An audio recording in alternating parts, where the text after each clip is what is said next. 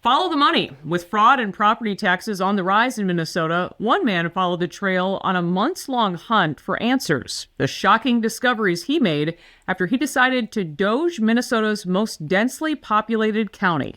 Next.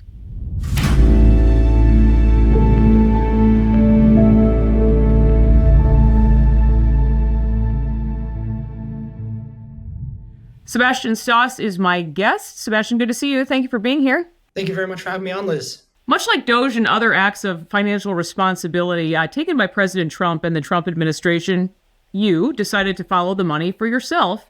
And likewise, you kept an eye out for NGO spending, something we've been hearing quite a bit about, non-governmental organizations.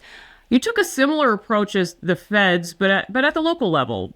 What started all of this for you, and why specifically Ramsey County, Sebastian?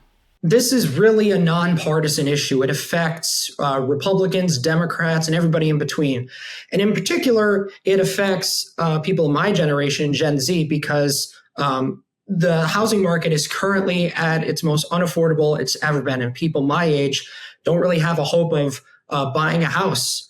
And it also affects our seniors, who oftentimes are at fixed incomes and can no longer afford to live in the houses they've lived in all their lives. So we saw that Ramsey County has the highest property tax rate in the whole state at 1.47%. And we were wondering where this money was going. So we decided to file an information request with the Ramsey County office asking how many NGOs each year receive property tax money. We want the names. We want the exact dollar amounts each one receives. And we also want the audits. Now, on the website, it said that this information request is supposed to take 10 days. It took us 2 months. 2 months of repeatedly being ignored, stonewalled. And it was only after we went directly to one of the Ramsey County commissioners where we finally got at least some of the information that we requested. It is really amazing to hear. This is supposed to be a simple data request, as they say on their website. You're getting stonewalled by Ramsey County government. You uncover, though, ultimately some eye-opening facts eventually tied to property taxes. And just to keep everyone informed, especially Ramsey County residents, what are the facts here? What exactly did you find? So after 2 months, they finally sent us a spreadsheet with some of the information we requested. And turns out that last year, Ramsey County gave a whopping $38.4 million to a total of 213 NGOs. And this is happening at a time when there is a 9.75% property rate increase in property taxes there in Ramsey County as well, right? Exactly. Yeah, that they proposed that for the next year's budget to increase property taxes by 9.75%. So they're spending $38.4 million on 213 NGOs, and now they want more. So you have 213 NGOs, $38.4 million in Ramsey County. You know, you think property taxes always, I think most of us think that they're tied to public safety, improving our sidewalks and our roads, but that is not what this list seems to reflect. Is that right, Sebastian? Property taxes are supposed to go towards fixing our roads, our schools, and paying for our police and fire departments. The main problem here is that property tax money does not belong in the coffers of NGOs. It just doesn't. And ultimately, I think that it's a gross misappropriation of funds.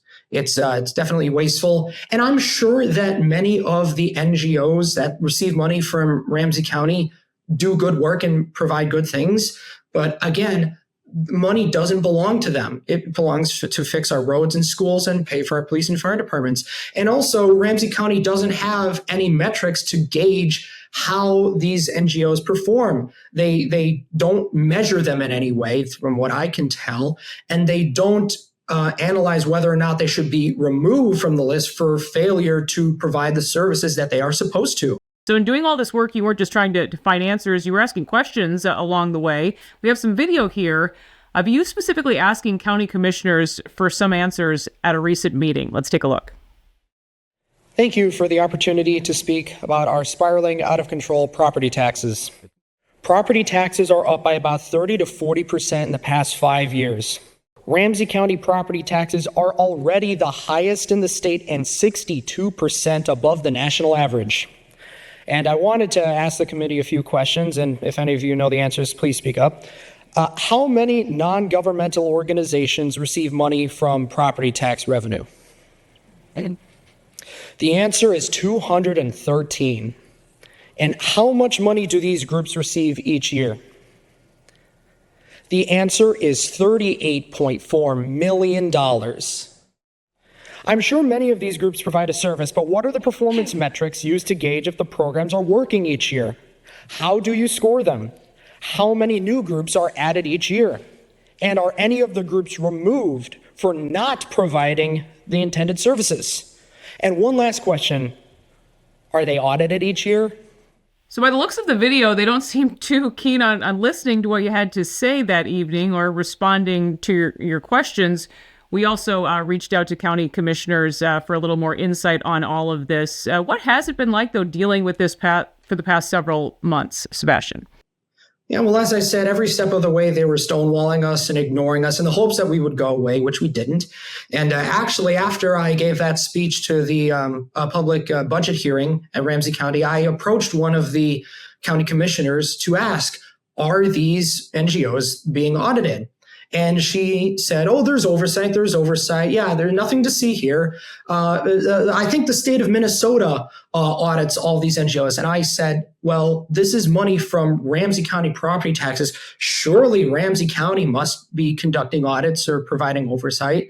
And she insisted it's the state of Minnesota. And actually, several days later, this county commissioner emailed us saying, here is the contact information of somebody at the state auditor's office who is auditing these NGOs. So naturally, we reached out to this person, and this person confirmed that they, in fact, are not auditing these NGOs receiving property tax money from Ramsey County.